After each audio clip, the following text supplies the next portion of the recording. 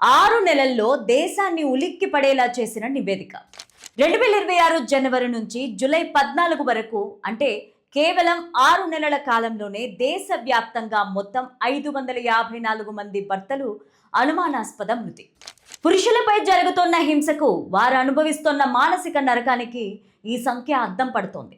ప్రేమించాల్సిన హృదయాల్లో ఇంతటి పగ, ద్వేషాలు ఎలా నిండుతున్నాయనేది మింగుడు పడని ప్రశ్న.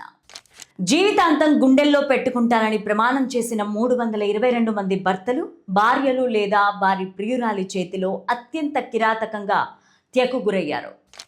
చిన్న చిన్న గొడవలు కాస్త చిలికి గాలివానగా మారి చివరకు ఒకరి ప్రాణం తీసేంత లేదా ఒకరి ప్రాణం తీసుకునేంత తీవ్ర రూపం దాల్చుతున్నాయి. మహిళల భద్రత, రక్షణ కోసం చట్టాలు ఎంత అవసరమో, పురుషుల మానసిక ఆరోగ్యం, వారి సంక్షేమం కూడా అంతే ముఖ్యమని సామాజిక విశ్లేషకులు గలం విప్పుతున్నారు. ఒకప్పుడు పెళ్ళంటే 100 ఏళ్ల పంట అన్నారు. 2 మనసులు, 2 కుటుంబాలను కలిపే ఒక పవిత్ర బంధం అనుకున్నారు. కానీ నేడు అదే బంధం కొందరి పాలిట మృత్యుపాశంగా మారుతోంది. నమ్మిన భార్యే ప్రాణాలు తీసే యముడిగా మారుతుంటే, కట్టుకున్న భర్తలే అర్ధంతరంగా తనువు చాలిస్తున్నారు. కలియుగంలో మానవ సంబంధాలు ఎంతలా దిగజారిపోతున్నాయో చెప్పడానికి ఇటీవలే వెలుగులోకి వచ్చిన ఒక సంచలన నివేదికే నిదర్శనం. గత 6 నెలల్లో దేశాన్ని ఉలిక్కి పడేలా చేసిన ఈ నివేదిక దాంపత్య జీవితాల్లో దాగి ఉన్న భయానక నిజాన్ని మన ముందుంచింది. ఈ వీడియోని చివరి వరకు చూడండి. ప్లీజ్ లైక్ చేయండి, షేర్ చేయండి, అలాగే బెల్ బటన్ నొక్కి సబ్స్క్రైబ్ చేసుకొని స్కిప్ చేయకుండా ఎండింగ్ వరకు చూడండి. ఇక హెడ్లైన్స్ చూద్దామా? 6 నెలల్లో ఆరిపోయిన 554 దీపాలు. నివేదికలోని గుండె కోసే నిజాలు. అధికారిక డేటా కాకపోయినా ఆలోచింపజేసే సత్యం. ఇక స్టోరీలోకి వెళ్తే, గురుగ్రామ్కు చెందిన ఏకం న్యాయ్ ఫౌండేషన్ విడుదల చేసిన తాజా గణాంకాలు ప్రతి ఒక్కరిని కలిచివేస్తున్నాయి. 2026 జనవరి నుంచి జూలై 14 వరకు, అంటే కేవలం 6 నెలల కాలంలోనే దేశవ్యాప్తంగా 554 మంది భర్తలు అనుమానాస్పద స్థితిలో ప్రాణాలు కోల్పోయారు. సమాజంలో పురుషులపైన జరుగుతున్న హింసకు, వారు అనుభవిస్తున్న మానసిక నరకానికి ఈ సంఖ్య అద్దం పడుతోంది. సోషల్ మీడియాలో సైతం ఈ నివేదిక ఇప్పుడు ఒక తీవ్రమైన చర్చకు దారితీసింది.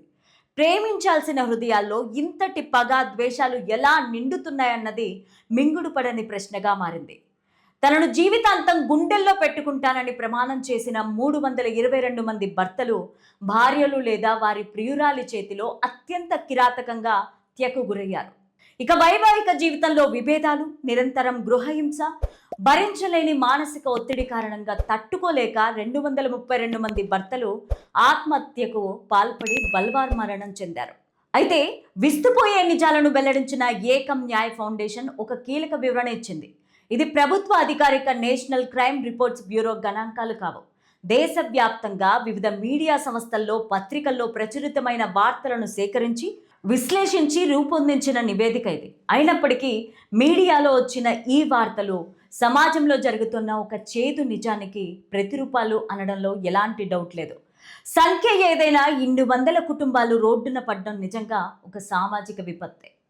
ఒకప్పుడు ఉమ్మడి కుటుంబాల్లో సమస్యలు వస్తే సర్దుబాటు చేసే పెద్దలు ఉండేవారు. కానీ నేటి ఆధునిక కాలంలో అహాలు, పరస్పర నమ్మక రాహిత్యం, క్షణికావేశాలు కాపురాల్లో చిచ్చు పెడుతున్నాయి.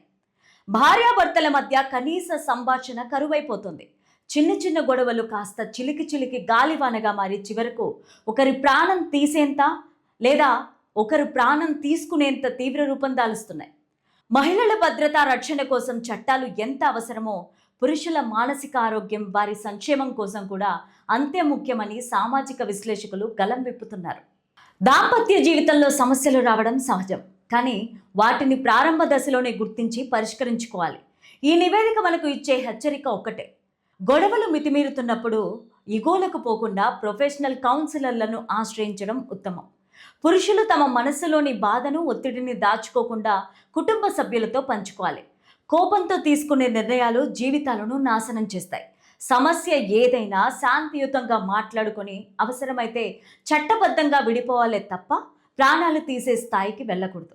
ఈ నివేదికను కేవలం అంకెల రూపంలో చూడకుండా, మన కుటుంబ వ్యవస్థను కాపాడుకోవడానికి, బంధాల విలువలను తిరిగి తెలుసుకోవడానికి ఒక హెచ్చరికగా భావించాల్సిన సమయం ఆసన్నమైంది.